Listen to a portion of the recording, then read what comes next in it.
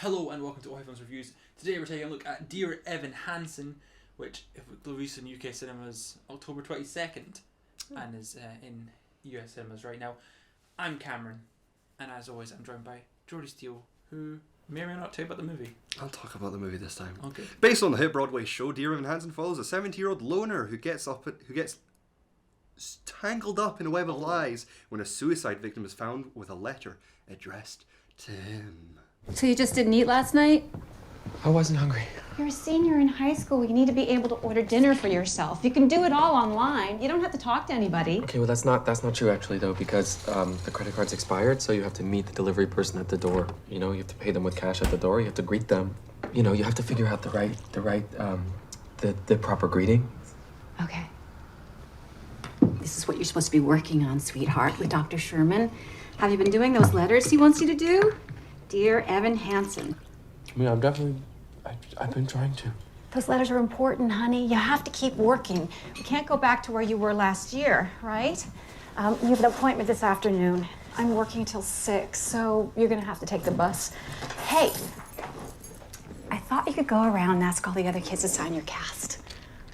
Perfect icebreaker, right? Jesus Christ, this movie. I have some note. I have something. Okay, right. yeah, come on then. So just getting to it straight away.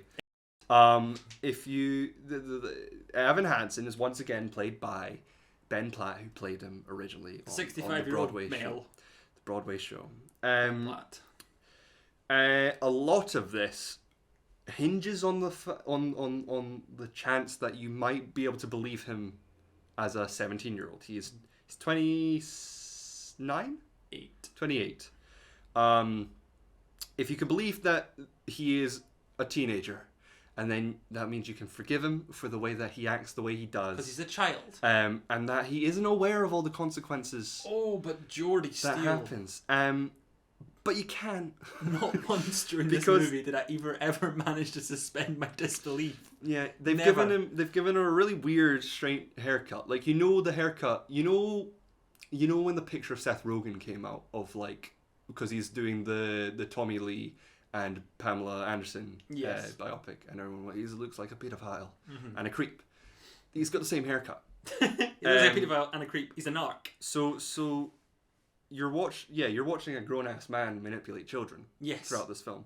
Unfortunately, the effectiveness of the story's impact relies on you not noticing this, which is really heartbreaking because he's not bad. No, that's the thing. I kept trying to remind myself is the fact that he is a misunderstood. He's a sad child. Basically, he's desperate for friends. He's desperate. No, for but I'm talking about Ben love. Platt. Oh, right. He's clearly mastered the character on stage. He's just too old now.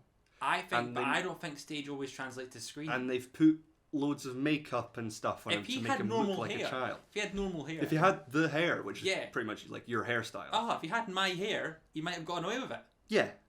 But I think they put a wig on him. They made him look... Yeah.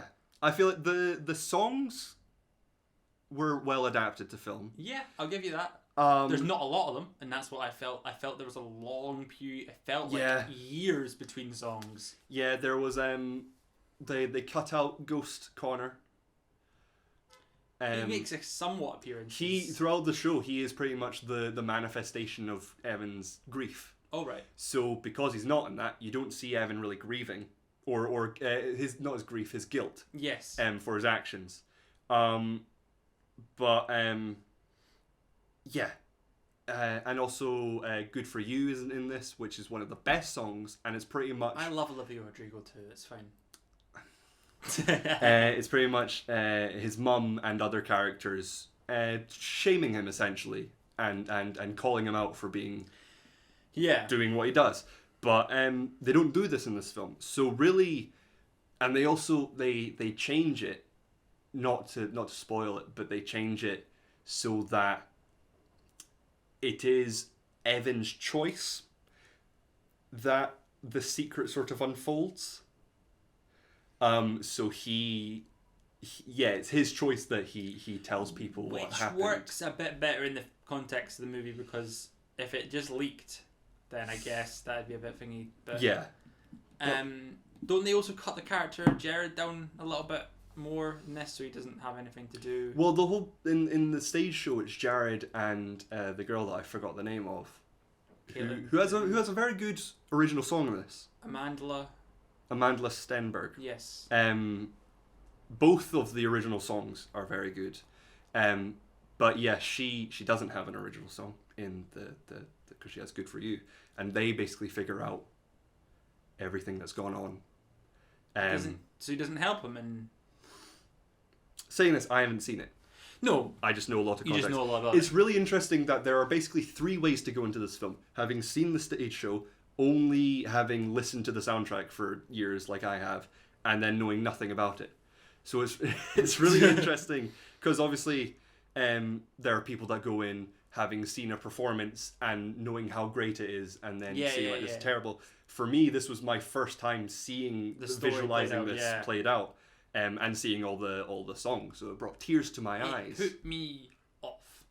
Yeah. Significantly. I will still go and see it when I get the chance. I think it reopens at the end of October in London. So when I come down here, I will definitely get a chance. Definitely try and see it.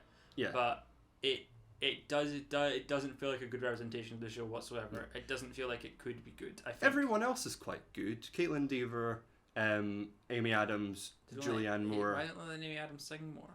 Let her sing more, man. They cut out her opening song as well. That's they focus a lot on Ben Platt. Thanks, Mark.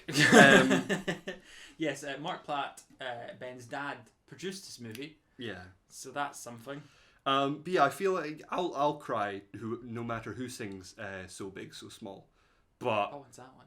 That's the one that Julianne Moore sings. Oh right, yeah. She's miscast in this, I feel, a little bit. Yeah. But also the fact she looks ages with Ben Platt in some scenes, so it's like it's not too good. Also, I feel sorry for Ben Platt when the theatre community and the film community are making fun of him for crying and the way that people cry, because people cry in different ways. People cry in different ways, and it doesn't help that in that specific shot you can see all the makeup slathered on him, and you can also see a 5 o'clock shadow in a lot of scenes as well. It's not great. I knew a lot of 17-year-olds that had beards. Not in that capacity, and also isn't he supposed to be more of a scrawny, like, kind of awkward loner kid? Yeah. Do you know what I mean? It doesn't fit it, and I don't like it. I think from my perspective, I feel that also it must just be horribly butchered going in, like you said. It feels like it has had bits missing. I feel like if it had more songs, if it had a more like sympathetic lead, I feel like it'd be a lot better. But unfortunately, it's none of that. Yeah. It's none of that at all, and I am very upset Universal have butchered 2 musicals in the last... They're 2 for 2 in just fucking musicals at this point. I don't have a lot of... Cats? Yes. Wicked's next. I prefer this to Cats. I will prefer say. it to Cats. But Wicked's next. God help us all. Who's doing West Side Story? Steven Spielberg with 20 Studios. Alright. So that looks like an adaptation of the film, though, more than it looks like an adaptation of the play. Yeah. You know? Well, he has said that he's adapting the play and not the film. I don't believe him. Has he seen his movie? It is very similar, like, shots.